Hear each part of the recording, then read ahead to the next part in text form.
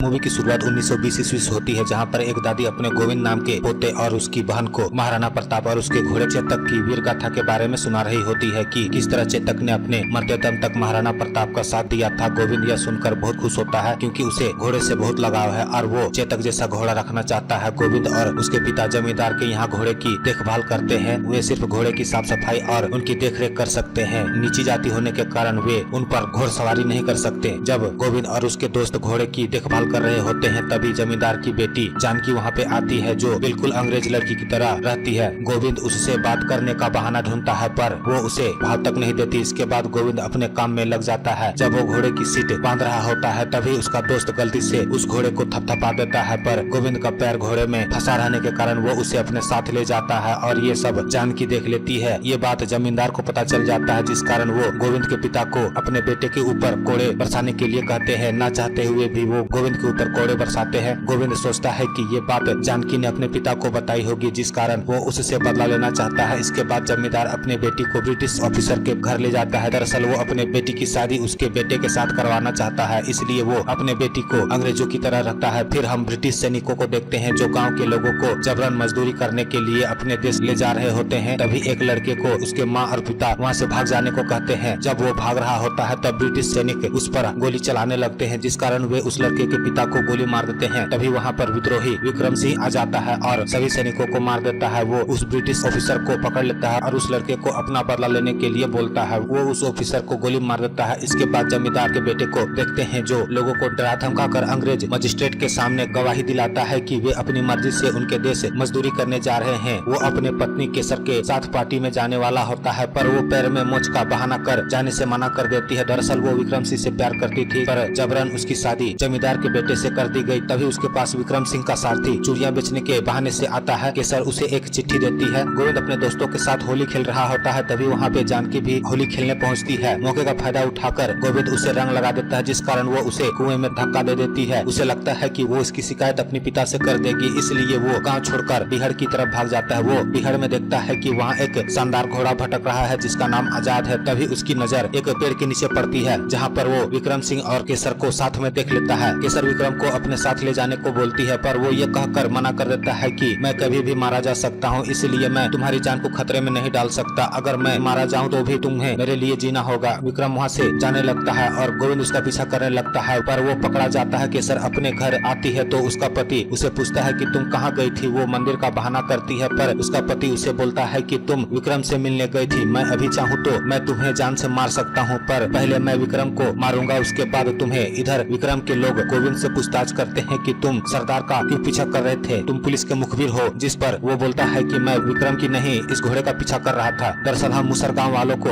घोड़े से बहुत लगाव है। मैं भी इस घोड़े की तरह अपना एक घोड़ा रखना चाहता हूँ। जिस पर विक्रम उसे बताता है कि इसका नाम आजाद है। विक्रम गोविंद को आजाद की सवारी करने के लिए देता है, पर आजाद उसे अपने ऊपर सवारी करने नहीं देता और उसे नीचे गिरा देता है। जिस पर गोविंद विक्रम से बोलता है कि एक दिन जरूर मैं आजाद की सवारी करूंगा। गोविंद आजाद के साथ रहकर डाकू बनना चाहता है, पर ये सुनकर विक्रम उस पर गुस्सा होता है और बोलता है कि हम डाकू नहीं है, विद्रोही है, जो जमींदार और अंग्रेजों के जुल्मों के खिलाफ लड़ते हैं। विक्रम पूछता है कि तुम विद्रोही क्यों बनना चाहते हो, तो वो बताता है कि एक चुड़ैल है जिससे मैं अपना बदला लेना चाहता हूँ। जिस पर विक्रम उसे बोलता है कि कहीं तुम उसे पसंद तो नहीं करने लगे हो। जिस पर वो बोलता है कि और मैं उस चुड़ैल को पसंद करूंगा। विक्रम गोविंद को बीरू के साथ रहने को बोलता है और विद्रोही की तरह तौर तरीके सीखने को बोलता है। जब गोविंद बीरू के साथ कुश्ती कर रहा होता है तो वो बीरू से चित हो जाता है, पर गोविंद विक्रम के सामने अपने आप को मजबूत साबित करने के लिए पूरी कोशिश करता है और वो बीरू को चित कर देता है। खुशी के मारे गोविंद आजाद को चिढ़ाता है। गोविंद समझ जाता है कि विक्रम बुरा इंसान नहीं है। जिस पर बीरू गोविंद से कहता है कि हमारा सरदार शुरू में ऐसा नहीं था। विक्रम पहले खेती किया करता था। वो अपने अनाज को बेचने अंग्रेजों के पास गया था। तब वो देखता है कि एक अंग्रेज ऑफिसर नवजात घोड़े को जान से मारने वाला होता है। तभी विक्रम उसे उस बच्चे को छोड़ने को बोलता है। दरअसल उस घोड़े का जन्म वक्त से पहले हो गया था और वो कुछ दिनों के अंदर ही मर जाता, इसलिए वो अंग्रेज उसे शूट करने वाला था। पर आजाद उस अंग्रेज से उस घोड़े के बच्चे को खरीद लेता है। वो उसकी देखभाल करता है। विक्रम उसका नाम आजाद रखता है। तभी हम केसर को देखते हैं, जो विक्रम को चाहती है। ये दोनों जल्द ही शादी करने वाले होते हैं, पर तभी केसर पर जमींदार के बेटे की नजर पड़ती है और वो उसे चाहने लगता है। पर वो केसर को विक्रम के साथ मिलते हुए देख लेता है, जिस वजह से वो विक्रम को घसीटता हुआ अपने घर ले जाता है और उस पर कोड़े बरसाने लगता है, जिस कारण केसर उससे शादी करने के लिए मान जाती है, नहीं तो वो उसे मार देता। रात को आजाद विक्रम को बचा कर ले जाता है। तब से विक्रम विद्रोही बन गया और अंग्रेजों के जुल्म से लोगों को बचाता है। ये सुनकर गोविंद विक्रम को बोलता है कि अब मैं तुम्हारा साथ नहीं छोड़ूंगा। तभी विक्रम को पता चलता है कि अंग्रेज ऑफिसर कोयना गांव के लोगों को जबरन अफ्रीका मजदूरी करने के लिए ले जा रहे हैं, जिस वजह से वो अपने गिरोह के साथ उन पर हमला करने जाता है, पर वो उनके चाल में फंस जाता है। दरअसल उन बैलगाड़ियों में सिपाही छिपकर बैठे थे, वे उन पर हमला करने लगते हैं। विक्रम देखता है कि बीरू उसकी मदद करने की बजाय ये सब देख रहा है, तो वो समझ जाता है कि इसमें बीरू मिला हुआ है। सभी को मारे जाने लगते हैं, पर वो किसी तरह से गोविंद को वहाँ से बचा कर ले जाता है। वे एक सुनसान जंगल में जाकर रुकते हैं, पर गोविंद देखता है कि विक्रम को गोली लगी है। वो उसे बचाने की कोशिश करता है, पर विक्रम बोलता है कि अब मेरे पास वक्त बहुत कम है, तुम अब आजाद को अपने साथ रखना, उसका ख्याल रखना। उसके बाद विक्रम की जान चली जाती है। गोविंद विक्रम का अंतिम संस्कार करता है और उसके पगड़ी को लेकर केसर के घर के पास जाता है। तभी केसर आजाद का घोड़ा देखकर उसके पास आती है। गोविंद केसर को आजाद का पगड़ी देता है। वो समझ जाती है कि विक्रम अब इस दुनिया में नहीं रहा, इसके पीछे उसके पति का हाथ है। वो रोने लगती है। इसके बाद गोविंद जानकी के पास जाता है। जानकी उसे देखकर नहीं चिल्लाती, जिस पर वो बोलती है कि इतने दिनों से तुम कहाँ थे? जिस पर गोविंद उसे बोलता है कि मुझे डर था कि तुम कहीं फिर से अपने पिता को होली वाली बात न बता दो, इसलिए मैं यहाँ से भाग गया था। गुस्सा होते हुए जानकी बोलती है कि मैं चुगलखोर नहीं हूँ और न ही मैंने उस घोड़े वाली बात को अपने पिता को बताई थी। अगले बार मैं तुमसे होली वाला बदला तुमको होली में कीचड़ से नहला के लूंगी। जानकी ये भी बोलती है कि मुझे तुम्हारे कारण रातों को नींद नहीं आती। ये जानकर गोविंद को बहुत अच्छा लगता है कि जानकी उसके लिए कुछ महसूस करती है। उसी वक्त जानकी का भाई उसके कमरे के तरफ आने लगता है, इसलिए गोविंद वहाँ से अपने घर चला जाता है। उसे देखकर सभी घर वाले बहुत खुश हो जाते हैं। उसके पिता गोविंद से पूछते हैं कि कहाँ था इतने दिनों से, हम सभी ढूंढ कर परेशान हो गए थे। वो बताता है कि मैं डाकुओं के साथ था और मैं अपने साथ एक दोस्त भी लाया हूँ। जब सभी घर से बाहर निकलते हैं तो वो घोड़े को देखते हैं, जिस पर उसके पिता पूछते हैं कि ये सुंदर घोड़ा कहाँ से लाया? गोविंद बताता है कि ये विक्रम सिंह का है, वो मरने से पहले इसे मुझे सौंप गया, इसका नाम आजाद है। ये जानते ही गोविंद के पिता उसे ये घोड़ा यहाँ से ले जाने को बोलते हैं, नहीं तो वे सभी दिक्कत में पड़ सकते हैं, क्योंकि किसी भी मारे गए डाकू का घोड़ा सरकार की संपत्ति होती है। जिस कारण गोविंद उसके लिए अपना घर छोड़ देता है और बाबा के तबेले में आजाद के साथ रहने लगता है। जब वो आजाद के साथ बैठा होता है, उसी वक्त जानकी उसके पास आती है और उसका सुंदर घोड़ा देखकर खुश हो जाती है। वो उसे अपने साथ रेस लगाने को बोलती है, पर आजाद गोविंद को अपने ऊपर बैठने नहीं देता और वो वहाँ से भाग जाता है। तब वो जानकी को बताता है कि ये विद्रोही विक्रम सिंह का घोड़ा है, पर ये मुझे अपनी सवारी नहीं करने देता और न ही खाना खाता है। जिस पर जानकी बोलती है कि ये एक ऐसा सरदार चाहता है जिसे ये इज्जत कर सके और उसकी बात माने, पर तुम तो हमेशा मस्खरे बने रहते हो। जिस कारण गोविंद उससे सरदार जैसा पेश आता है। तब जाकर वो उसे अपने ऊपर सवारी करने देता है, पर इस घोड़े को अंग्रेज ऑफिसर का बेटा देख लेता है और उसे खरीदने के लिए मुंह मांगा कीमत देने के लिए तैयार हो जाता है, पर गोविंद उसे घोड़ा बेचने से मना कर देता है। जिस कारण वो नाराज हो जाता है। जमींदार गोविंद के पिता को बुलाता है और पूछता है कि तुम्हारा बेटा इतने दिनों से कहाँ था? जिस पर वो बोलता है कि डाकू उसे उठा कर ले गए थे, पर वो डाकू नहीं बना, वो वापस घर आ गया। जिस पर जमींदार उसे बोलता है कि मैं अंग्रेज सरकार से मिलकर तुम्हारे बेटे का बेगुनाही साबित कर दूंगा, पर वो घोड़ा तो सरकार की संपत्ति हुई ना, उसे तो तुम्हें लौटाना पड़ेगा। पर वो बोलता है कि मेरा बेटा उस घोड़े के लिए घर छोड़कर चला गया है और वो अब कहाँ है मुझे पता नहीं। जिस कारण गांव में पंचायत बैठाई जाती है, जहां पर गोविंद को भी बुलाया जाता है। दरअसल जमींदार सभी को धमकी देकर जाता है कि अगर गोविंद इस घोड़े को वापस नहीं किया तो सभी को अपना बकाया कर्ज घोड़सवारी के दिन चुकाना पड़ेगा। ये सुनकर गोविंद बोलता है कि मैं इस घोड़े की रेस में हिस्सा लेना चाहता हूँ। जिस पर कुछ लोग उस पे गुस्सा होते हैं। गाँव के अधिकांश लोग गोविंद के साथ होते हैं, जिस कारण वे जमींदार से इस घोड़े के दौड़ में भाग लेने के लिए बात करते हैं। जमींदार मान तो जाता है, पर हार जाने पर सभी को अफ्रीका गुलामी करने जाना होगा। ये जानकर सभी कोई घोड़े की रेस से भाग लेने से मना कर देते हैं, पर जमींदार नहीं मानता, जिस कारण उन्हें इस दौड़ में हिस्सा लेना ही पड़ता है। पर इसी बीच बीरू आजाद को चुरा लेता है और अंग्रेज के हवाले कर देता है। गोविंद उसे बचाने जाता है, जिस कारण वे उसे पकड़ लेते हैं। जमींदार का बेटा उस पे कोड़े बरसाता है, जिस कारण वो बेहोश हो जाता है। रात को जानकी उसे छुड़ाकर अपने साथ आजाद को जहाँ पे रखा गया है वहाँ पे ले जाती है। गोविंद उन सभी सिपाहियों से आजाद को बचाकर अपने साथ ले जाता है। फिर हम घोड़सवारी वाले दिन को देखते हैं, जहाँ पर सभी कोई गोविंद का इंतजार कर रहे होते हैं। तभी गोविंद वहाँ पे आता है, पर जमींदार उसे घोड़े की रेस में हिस्सा लेने से रोकने लगता है, पर सभी कोई जमींदार के खिलाफ हो जाते हैं। ये देखकर अंग्रेज उसे दौड़ में हिस्सा लेने देता है। तभी केसर उसे सरदार विक्रम की पगड़ी पहनाती है। जब दौड़ शुरू होने वाली होती है, तभी जमींदार का बेटा आजाद को चाकू से घायल कर देता है, पर तभी गोविंद आजाद को उसे अपने गांव की लाज रखने के लिए बोलता है। तब उसे विक्रम की याद आती है और वो गोविंद को लेकर दौड़ने लगता है, जिस पर हम देखते हैं कि बीरू जमींदार को जीतने में मदद कर रहा होता है, पर वो जैसे ही गोविंद को रेस से बाहर करने की कोशिश कर रहा होता है, तभी वो नीचे गिर जाता है और उसकी मौत हो जाती है। जब जमींदार और गोविंद आमने सामने होते हैं, तभी वो गोविंद को गिराने की कोशिश करता है पर वो बच जाता है और वो जमींदार को गिराकर रेस को जीत जाता है, जिस कारण उन्हें गाँव वालों का कर्ज माफ करना पड़ता है। और इसी के साथ ये मूवी यहीं पर समाप्त हो जाती है। अगर आपको इसी तरह की मूवी एक्सप्लेनेशन देखनी हो तो मेरे YouTube चैनल को सब्सक्राइब करें और बेल का आइकन जरूर दबाएं ताकि मेरे हर वीडियो का नोटिफिकेशन आप तक पहुंच सके।